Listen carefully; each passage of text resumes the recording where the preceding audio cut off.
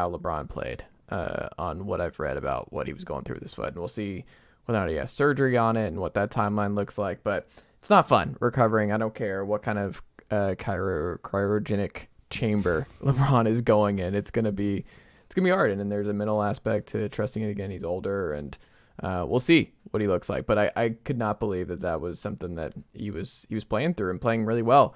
You saw what just a bad high ankle sprain or ankle injury can do to a star like Tatum, where you only can do so much to power through it. And I think LeBron deserves a lot of credit for that. But when you saw that right after, what was your immediate thought on LeBron and retirement? And for you, based on following this team and getting more and more familiar with LeBron and his camp and just the Lakers as a whole, did you see that as a realistic possibility, or do you always know that LeBron would take some time and then he'd be back?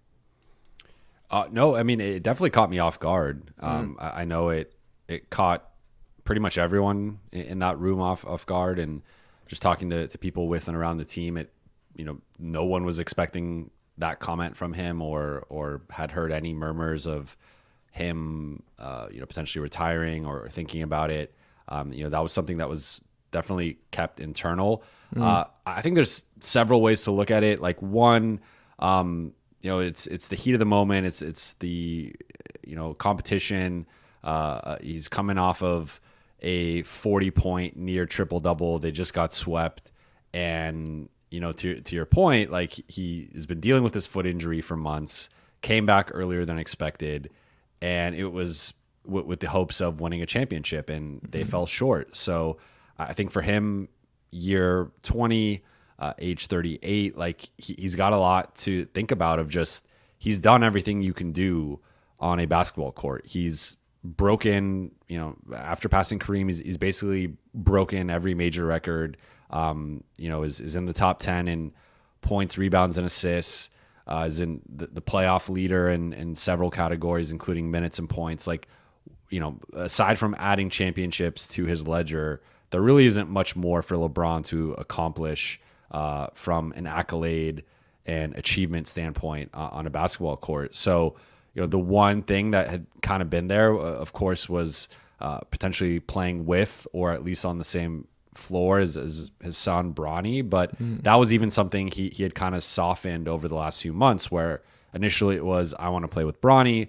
Then it became, I want to share the floor with him. And then in the second round of the playoffs, he was asked after Bronny committed to USC, and it became, well, that's my dream to play with him, but I don't know if that's his dream. And as his father, I have to respect his dreams and just, support him and do whatever I can as his dad. So LeBron is kind of even softened that a bit. And I think that might not be necessarily the factor that it was before, but I think so. I think there's kind of the exhaustion and just the mental, like, do you want to, get foot surgery and go through the rehab and, have to ramp up for training camp and just go through that process again. There's also, like, how many times have we seen a major performance from LeBron in an elimination game to save his team's season? And he gave them basically all he could. He played for all but 4 or 5 seconds, depending on what box score you look at. Again, 40-point near triple double, and it still wasn't good enough. And I think on some level there has to be a bit of a humbling of just his basketball mortality and just him. Whether it's because of him or the Lakers supporting cast or just how great Denver was. Like, you could look at it several ways, but it wasn't good enough at the end of the day to even win a game in the series, let alone win the series. So I think he's wrestling with his mortality and just the foot and do I want to come back? Do I want to deal with all this?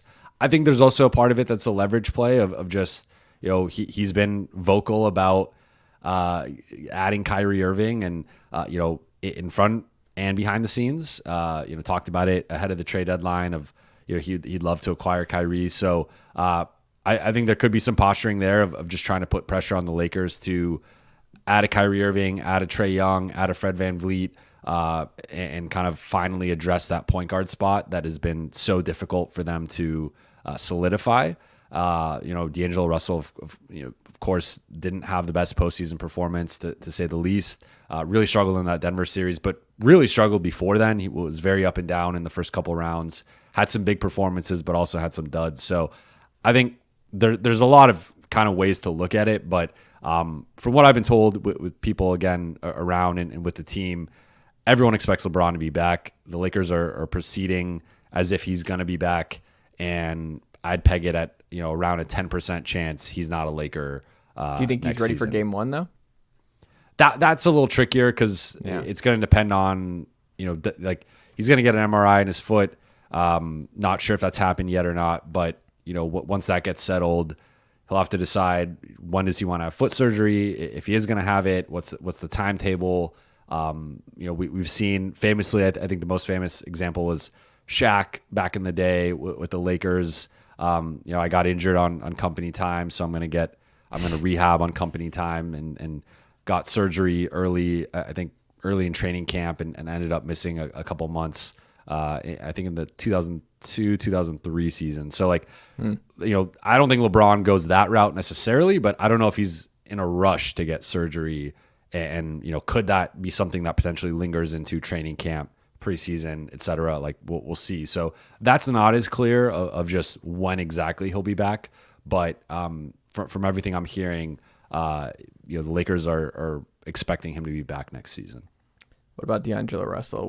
What percentage do you put at him coming back? Is it just like if they can get Kyrie, or is it like no matter what, we are going to find a way to maneuver around D'Angelo Russell being the lead guard here? I'd probably put it like 65% that he's back. So more than half. I think that's the most likely scenario. I do think for the Lakers, if there is a way to sign and trade him and get something back, again, a Kyrie, a Trae Young, a Fred VanVleet, I think all the